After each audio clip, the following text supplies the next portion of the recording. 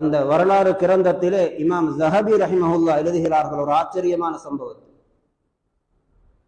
ஒரு வாலிபர் இருந்தார், அவருடைய பெயர் யூசுப். நல்ல பக்குவமான பேணுதலான வாலிபர். அவர் திருமணம் முடித்தார். அவர்களுக்கு ஒரு குழந்தை கிடைத்தது. மனைவியிடத்திலே சொன்னார், இந்த குழந்தை சமூகத்துக்கு பிரயோசனமான நல்ல ஒரு அறிஞராக வர வேண்டும். அதற்காக வேண்டி நாம் இருவரும் இப்பொழுதிலிருந்தே முயற்சி செய்ய வேண்டும். என்ன முயற்சி? ஹராம், சந்தேகத்துக்கு இடமானவைகள் அணுவளவும் இந்த குழந்தையினுடைய வயிற்றுக்குள்ளே செல்லக்கூடாது.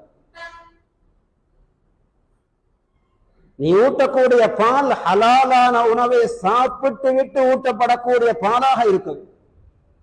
நான் சம்பாதிக்கக்கூடிய பணம் அப்படி இருக்க வேண்டும் என்ற கருத்துப்படி அவர் சொன்னார். அப்படியே பேணுதலாக குழந்தையை வளர்த்து வந்தார். ஒரு நாள் குழந்தை தூங்கிவிட்டது.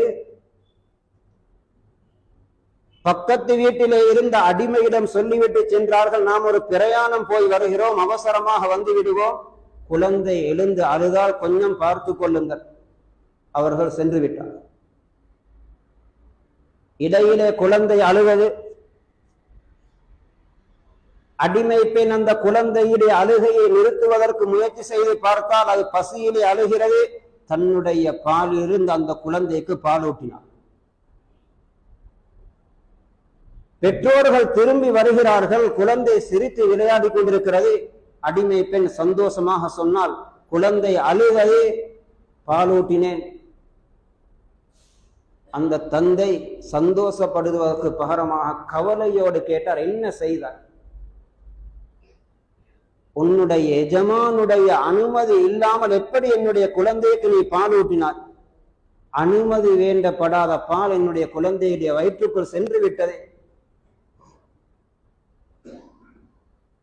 இப்பொழுது ஃபத்வா எல்லோருக்கும் வரும். சரி, அனுமதி கேட்டுக்கொண்டால் சரி. இந்த பணத்தை அமானிதமாக கொடுக்கிறார், இன்னாருக்கு கொடுத்து விடுங்கள் என்று அவர் அதன் மூலம் வீட்டுக்கு தேவையான பொருட்களை வாங்கிவிட்டு பிறகு வேறொரு பணத்தை அவரிடம் ஒப்படைக்கிறார்.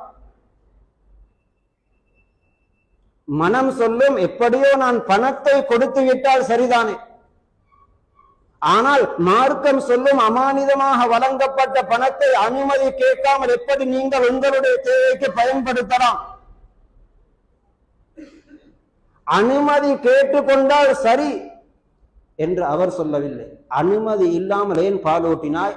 ஏதோ ஒரு முறையை கையாண்டு அந்த குழந்தைக்குள் இருந்த பாலை வாங்கி எடுக்க வேண்டும்.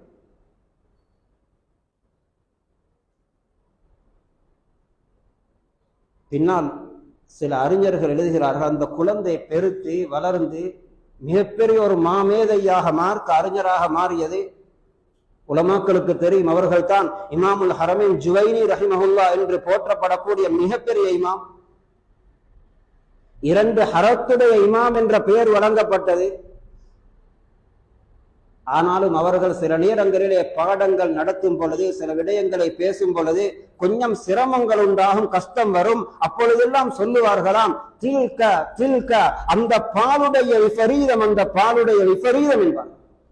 ஹராம் சாதாரணமானது. குழந்தைகளுக்கு நாம் எப்படியாவது சம்பாதித்து வட்டியின் மூலம் பொய் சொல்லி ஏமாற்றி விற்கப்படாத பொருள்களை விட்டு எப்படியோ அவர்களுக்கு சாப்பிட கொடுத்தோம், எப்படியோ அவர்களின் தேவையை நிறைவேற்றினோம், எப்படியோ அவர்களுக்குரிய தேவையான புத்தகங்களையும் கொப்பிகளையும் வாங்கி கொடுத்து விட்டோம். கெட்டித்தனம் அல்ல, அந்த பிள்ளைகளுக்கு செய்யக்கூடிய காட்டக்கூடிய இரக்கம் அல்ல, இது அவர்களுக்கு செய்யக்கூடிய அநியாயம். ஹராம் சம்பாதிக்கக்கூடியவர்கள் குழந்தைகளுக்கு அநியாயம் செய்கிறார்கள், பிள்ளைகளுக்கு அநியாயம் செய்கிறார்கள், மனைவிக்கு துரோகம் செய்கிறார்கள். அவர்களின் நினைவாற்றல், அவர்களுடைய புத்தி கூர்மை, அவர்களுடைய நல்ல சிந்தனைகள் எல்லாம் அதன் மூலம் மாறுபட்டு விடுகிறது.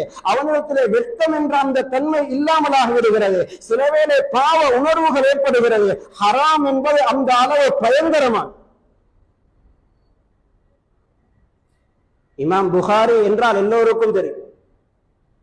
இமாம் புகாரி அவ்வளவு பெரிய இமாமாக ஆகியது அவர்களுடைய முயற்சி மட்டுமல்ல. அவர்களுடைய தந்தைக்கும் அதிலே பங்கு இருக்கு. அவர்களுடைய தந்தை இஸ்மாயில் ரஹிமஹுல்லா ஒரு தடவை சொன்னார்கள்,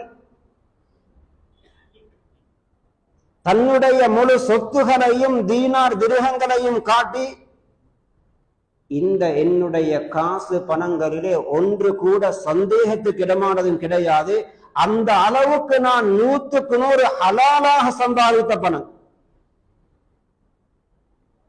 ஹலால் சீல் வழங்கப்பட்ட சாக்லேட்டையும் ஹலால் சீல் வழங்கப்பட்ட கேக்கையும் பிஸ்கட் பெக்கெட்டையும் பார்த்து வாங்கக்கூடியவர்கள் யோசிக்க வேண்டும், இதை வாங்கக்கூடிய என்னுடைய இந்த பணத்துக்கு ஹலால் சீல் வழங்க முடியும். அது ஹலாலாக இருந்தால்தான் அங்கே ஹலால் வழங்கப்பட்டதும் ஹலாலா. அல்லாஹ்வின் நல்லடியார்களே, பெரியோர்களே, சகோதரர்களே, ஹராம் சம்பாதிக்கக்கூடியவர்கள் தன்னை நரகத்துக்குரிய உடம்பாக ஆக்கிக் கொள்வது மட்டுமல்ல, தன்னை துஆ கபூல் செய்யப்படாத ஒரு மனிதனாக ஆக்கிக் கொள்ளும். அல்லாஹ்வுக்கு எந்த அளவு ஹராம் சம்பாதிக்கக்கூடியவர்களோடு வெறுப்பு என்றால், உதாரணத்திற்கு உங்களுடைய வீட்டுக்கு முன்னால் ஒருவர் வந்து நிற்கிறார், ஒரு பரிதாபமான தோற்றத்தில்.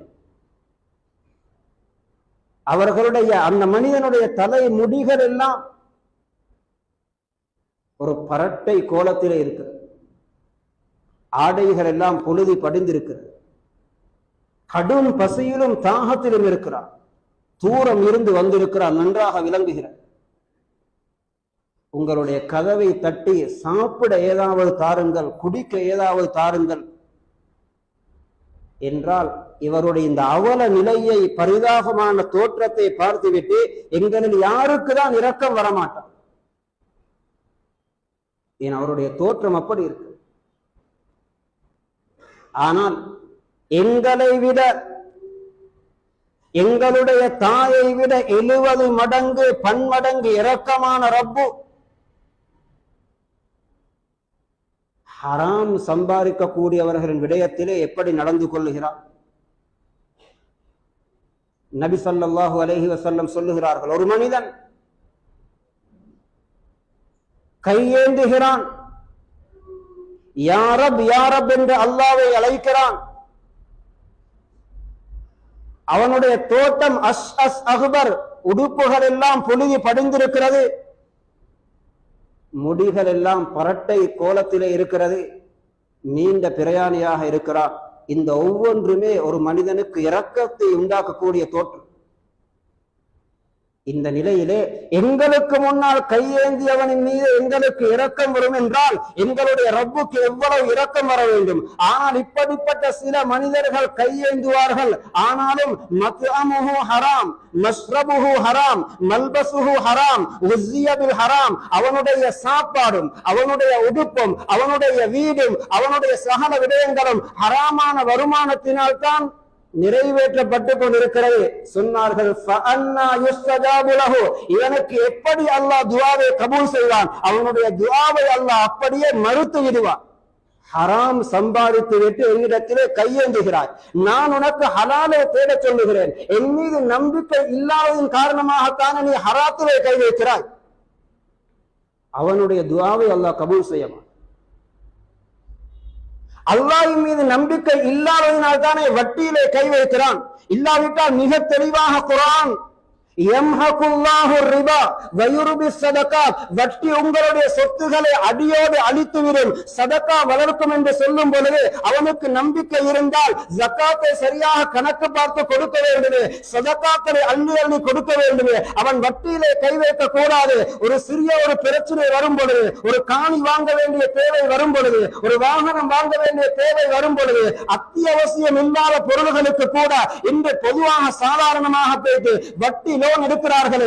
ஏன்? அல்லாஹ்வின் மீது நம்பிக்கையும் பயமும் இல்லாததினால். இவனுடைய துஆவை அல்லாஹ் எப்படி கபூல் செய்வான்? உனக்கு துஆவுக்கு நான் வேண்டும், என்னுடைய கட்டளையை நிறைவேற்ற முடியாது, இதனால் அல்லாஹ் மறுத்து விடுவான். அலி ரலியல்லாஹு அன்ஹு ஒரு நாள்